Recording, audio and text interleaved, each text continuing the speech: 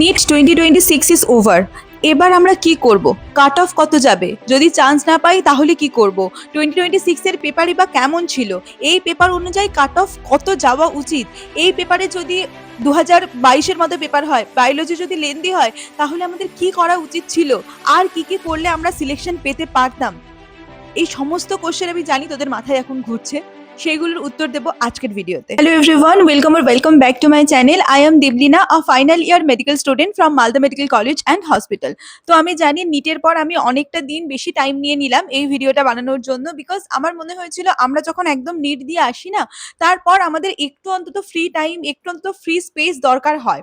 একদম মানে সঙ্গে সঙ্গে নিট দিয়ে আসলাম, সঙ্গে সঙ্গে পরের বছরের জন্য প্রিপারেশন শুরু করে দিলাম। আমার মনে হয় না এটা ঠিক। আমার মনে হয় একটু অন্তত টাইম আমরা নিজেদের জন্য নিতে পারি। এন্ড আমি জানি তোরা এখন অনেক রকম বাজে সিচুয়েশনে আছিস, কেউ কেউ এরকম সিচুয়েশনে আছিস কি করবি বুঝতে পারছিস না।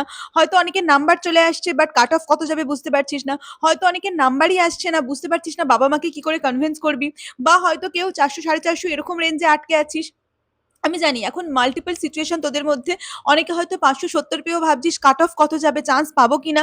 বা অনেকে হয়তো সেই বারবার চেষ্টা করবার পরেও ওই 200 300 400 এই রেঞ্জের মধ্যে নাম্বারটা আটকে যাচ্ছে, যেটা কোনোদিনই কাম্য নয়।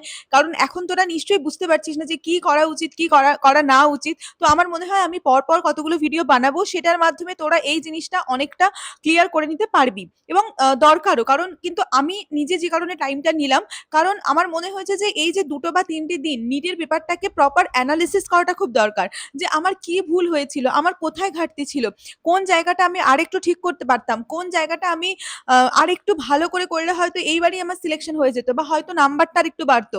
আনসার কি তো সবাই দেখেছিস, আনসার কি তো সবাই মিলিয়েও নিয়েছিস। তো মোটামুটি সবার এক্সপেক্টেড স্কোর নিশ্চয়ই এখন সবার মানে কাছেই আছে। সবাই জানিস যে কতটা আমার এক্সপেক্টেড স্কোর, বা আমি কতটা এক্সপেক্ট করছি, বা আমি কেমন পরীক্ষা দিয়েছি, সেখানে আমার কতগুলো সিলি মিস্টেক হয়েছে। আগে আমি এই যে ভিডিওটা, সেই ভিডিওটা তুমি মেনলি নিট 2026 এর যে পেপার, সেটা নিয়ে আমি একটু আগে কথা বলবো। কারণ আমার কিছু জিনিস মনে হয়েছে নিট 2026 এর পেপার দেখে, এবং তারপর আমার যেটা কাট অফ মানে যেতে পারে, যেটা মনে হচ্ছে সেটা আমি একটু শেয়ার করব। প্রথমে আমি যেটা বলবো সেটা হচ্ছে নিট 2026 এর মানে কোশ্চেন পেপারটা, যেটা মেইন জিনিস সেটা হচ্ছে খুব আনএক্সপেক্টেড পেপার এসছে।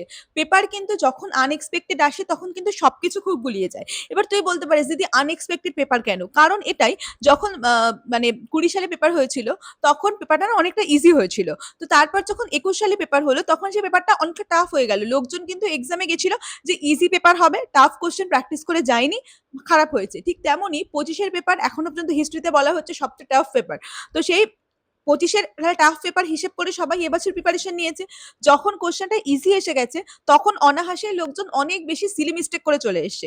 আমি নিজে পার্সোনালি যে সমস্ত নিট অ্যাসপিরেন্টদের সাথে কথা বললাম, তারা কিন্তু সবাই আমাকে এরকমই একটা হিস্ট্রি দিচ্ছে যে হ্যাঁ দিদি, সিলি মিস্টেক হয়ে গেছে। অনেক সিলি মিস্টেক করে ফেলেছি। বায়োলজি এতটা লেন্দি ছিল যে বায়োলজি করতে, করতে ফিজিক্সের জন্য টাইম পাইনি। ফিজিক্সে অনেক ইজি কোয়েশ্চেন ছিল, তারপরেও করে আসতে পারিনি। এই প্রবলেমগুলো কিন্তু বারবার দেখা যাচ্ছে। তো মানে কেউ যদি তোরা 27 এর প্রিপারেশন করতে চাস, তাদেরকে আমি একটা কথাই বলবো, এক্সাম এক্সপেকটেশনস কমিয়ে দে। যে এরকম পেপার হবে বা এরকম পেপার হতে পারে, এইগুলো না ভাবা বন্ধ করে দে। কারণ তুই যত এইটা ভাববি যে এরকম পেপার হতে পারে, ওরকম পেপার হতে পারে, আল্টিমেটলি এক্সামে গিয়ে যদি অন্য রকম পেপার চলে আসে, তখন কিন্তু সেটা আমাদের সবার জন্য খারাপ। ঠিক আছে? তো আরেকটা যেটা কথা সেটা আমার বলার, সেটা হচ্ছে মানে আমি যদি অ্যানালিসিস করতে হয় যে কি ছিল পেপারটা। ১ নম্বর পয়েন্ট যেটা আমি বলব, বায়োলজি। আমার মতে বায়োলজি প্রচন্ড লেন্দি ছিল। যদি ভালো করে দেখিস ২০২২ এর মতো পেপার ছিল, যে কারণে টাইম ম্যানেজমেন্টের একটা প্রবলেম হয়েছে। ২০২২ এও কিন্তু টাইম ম্যানেজমেন্টের সেম টাইপ অফ প্রবলেম হয়েছিল। আর ফিজিক্স আর কেমিস্ট্রির জন্য বলি, ফিজিক্সটা মোটামুটি ইজি ছিল। ৪টে কোয়েশ্চেন এরকম ছিল, ৩টে ৪টে কোয়েশ্চেন একটু ক্যালকুলেশন টাফের দিকে। আর কেমিস্ট্রি কোয়েশ্চেনও তাই, মডারেট, ইজি টু মডারেট ছিল। কিন্তু বায়োলজি কোয়েশ্চেন ইজি ছিল। মানে হয়তো একটু লেন্দি ছিল কিন্তু ইজি ছিল। আর একটা কথা সবসময় মনে রাখবি, যখনই নিট প্রিপারেশন করিস না কেন, বায়োলজি যদি ইজি হয় তাহলে সেই কাট অফকে কখনো ৫০০ ৫৫০ রেঞ্জে আটকে রাখা যায় না।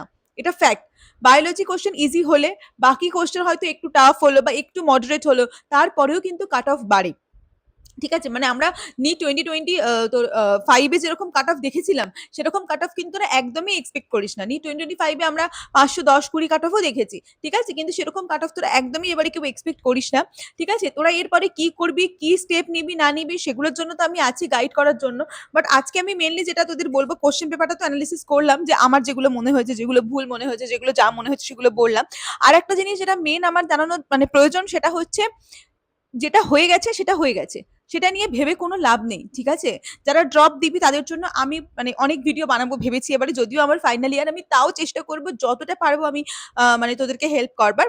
কিন্তু যেটা মেন আমার বলার সেটা হচ্ছে যারা, দেখ কাট অফ কিন্তু হাই যাবে, আমি মানে বলে দিচ্ছি, ঠিক আছে? কাট অফ কিন্তু অনেকটা হাই যাবে। তো যারা মোটামুটি, তুই যদি আমাকে বলিস AI all India cut off 620 কাছাকাছি যাবে আমার মতে, প্লাস মাইনাস 10 তো হতে পারে। আর যেটা তোর স্টেট কাট অফ সেটা 590 থেকে 600 র মধ্যে যাবে। এর থেকে কম মানে 590 খুব কম হলে প্লাস মাইনাস 5 ধরতে পারিস তুই, মানে -5 ধরতে পারিস। এর নিচে নামবে না। আমার মনে হয় জেনারেল কাস্টের জন্য আমি বলছি। ঠিক আছে? এসসি এসটির জন্য ওটা আলাদা হতে পারে। সেটা আমাকে আরেকটু এনালিসিস করতে হবে। তারপরে আমি বলতে পারবো। বাট জেনারেলের কাট অফ আমার এরকম লাগছে। ঠিক আছে? এবার হঠাৎ করে 510-20 কাট অফ যাচ্ছিল, সেখান থেকে এক ধাক্কায় আবার কাট অফটা এতটা বেড়ে যাওয়া, আমি জানি অনেকে ডিসার্টেন হবে। আমি চাইবো তোরা কমেন্ট সেকশনে তোর নাম্বার জানা, যাতে আমি অন্তত মানে বুঝতে পারি যে সবাই কোন রেঞ্জে আছিস বা কোন জায়গাতে আছিস। ঠিক আছে? আর বাকি যারা ড্রপ দিবি তাদের প্রিপারেশন খুব তাড়াতাড়ি শুরু করতে হবে, কারণ আরো একটা আনএক্সপেক্টেড পেপার আমরা 27 এক্সপেক্ট করছি।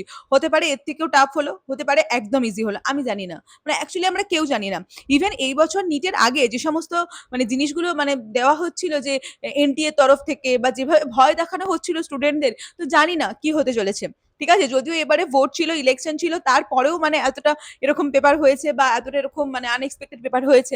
পরের বারে তো মানে অনেকটা চান্স লাগছে যে অন্যরকম পেপার হবে কিছু। তো জানি না, ভয় পাওয়ার কিছু নেই। আমরা নিজের বেস্ট দিয়ে প্রিপারেশন করব। আমরা নিজের সবটুকু দিয়ে প্রিপারেশন করব। তার জন্য কোনো অসুবিধা হবে না।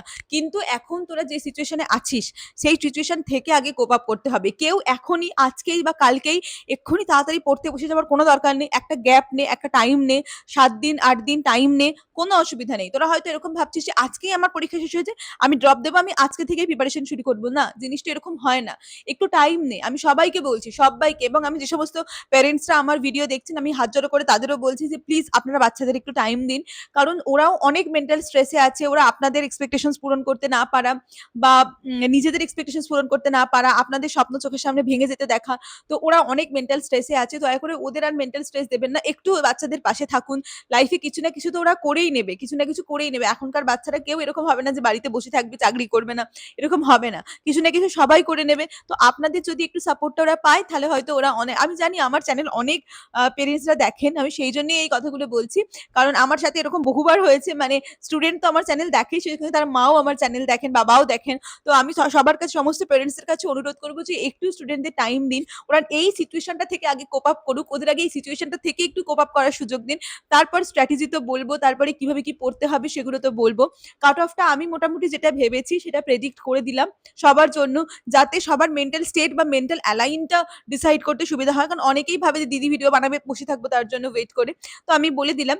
বাকি কিভাবে প্রিপারেশন শুরু করবি, বা যদি কেউ ড্রপ দিতে না চাস সে কি করবি, এখনকার সিচুয়েশনে দাঁড়িয়ে ড্রপ দেওয়া কতটা ইম্পর্টেন্ট, কতটা ইম্পর্টেন্ট নয়, মানে সিচুয়েশনে আমি ড্রপ দেবো কি দেবো না, 4 নম্বর 5 নম্বর ড্রপ হয়ে গেলে আমি কি করব, সমস্ত ভিডিও আসছে পরপর আমি শেয়ার করব সেই সমস্ত ভিডিওগুলো তোদের সাথে। তার জন্য অবশ্যই চ্যানেলটাকে সবাই সাবস্ক্রাইব করে নিস, আর অ্যান্ড করে নিও। তো দ্যাটস ইট। আমার মনে হয় যে এতটুকুই আজকে বলার ছিল। বেশি ভিডিও লেন্থি করে লাভ নেই। যেটা আমার মেইন টপিক ছিল বলা, সেটা বলে দিয়েছি। So that's it. আমি পরের ভিডিও নিয়ে খুব তাড়াতাড়ি তোদের সঙ্গে দেখা হচ্ছে। বাই। এই সিচুয়েশনটা থেকে কোপ আপ করতে হবে আমাদের একসাথে। আমি অনেকটা হেল্প করতে পারবো তোদের, আই গেস। তো তোরা সঙ্গে থাকিস আমার, আমি তোদের সঙ্গে সবসময় আছি। বাই।